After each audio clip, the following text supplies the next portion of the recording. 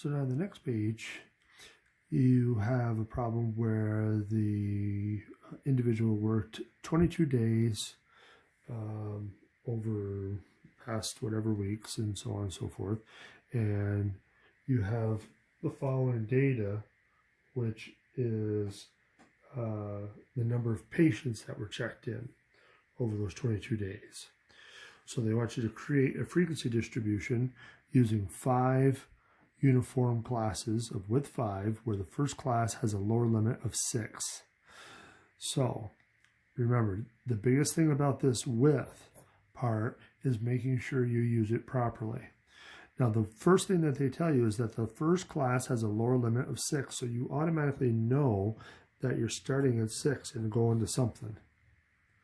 So you're starting at 6, you're going to something, and because of this class width of 5, you do not add 5 across.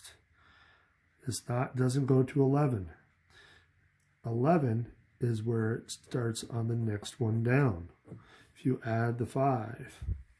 So be very careful. That width always works vertically and only works vertically. Don't try to add across. It won't work. So if you add 5 again, and you add 5 again, and you add 5 one more time, that will give you all of your starting points. Now, to get your ending point, again, we're dealing with whole numbers here, so we're going to need a whole number to end. If this one's starting at 11, this one better stop just shy of that. So it's going to have to stop at 10. Now, again, this does give you a class width of 5, just because you can count. 6, 7, 8, 9, 10. That's 5 big. That's what we want. So now, though, you can add 5 on this side and get all of these ending limits, or upper is the proper term. Okay, so now that you have this, now you got to go through and put all these numbers in the right spots. So let me pause and then I'll do that real quick. Okay, so if you go through all of those carefully and cross them off as you go, this is what you should end up with. Now, if I translate all these tallies into frequencies, I should have 3, 6, 7, 4, and 2. Now remember, if you're not sure if you made a mistake or if you missed one, you can always add up your frequencies and it should correspond with your data. So we got 9 and 7 is 16, 16 and 4 is 20, 20 and 2 is 22. So we're good shape. So that in and of itself is your frequency distribution. Now, if you want a relative frequency, now remember you have to change all of these frequencies into percentages. And we do that by dividing. So if we divide 3 over 22, so 3 divided by 22 equals, so we had 0.136, which looks like 13.6%. Really quick. 6 divided by 22. And I'm just going to cut to the chase. 27 point, if we round that properly, we round to a 3. 7 divided by 22. Looks like 31.8. 4 divided by 22. 18.2%, and one more. I'm guessing 9.1. Yeah, looks like it.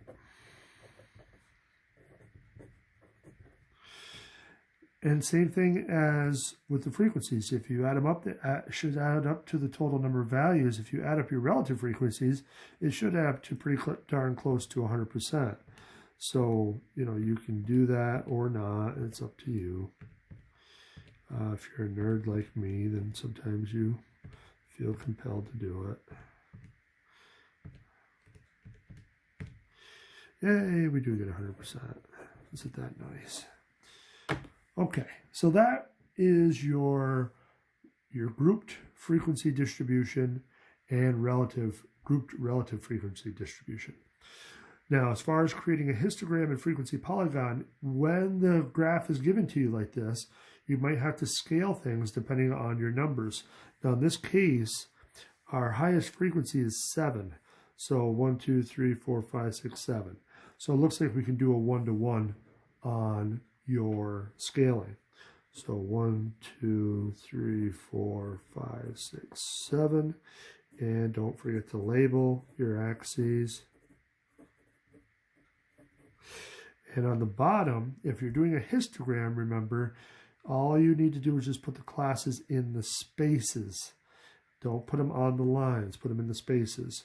So if you want to turn your paper or whatever, that's fine.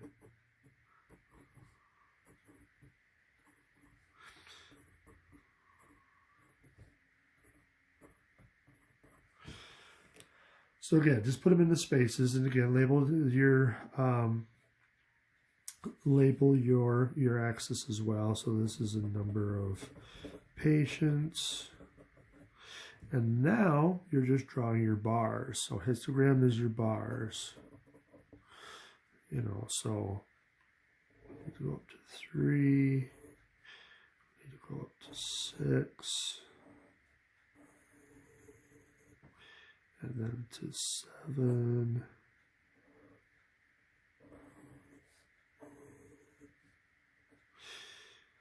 Up to 4.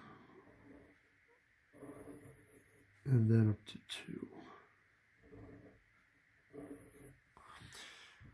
So there's your histogram. All nice and pretty. Now your frequency polygon is kind of like a line graph, remember? So you're using lines. Now, the scaling is going to be the same on the vertical. So we can fill that in real quick, label it. On the bottom, though, instead of labeling the spaces, we label the dashes now. So again, same thing. Just try to line it up right along with the dashes.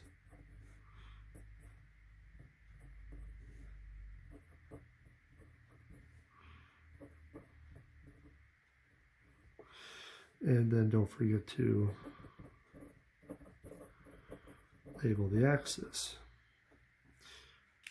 All right, so now we can put some points in.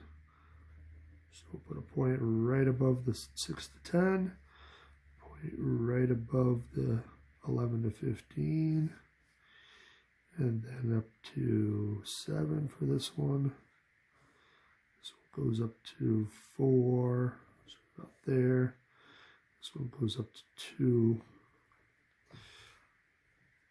So now you've got to connect the dots. If you need a ruler or whatever, use a ruler.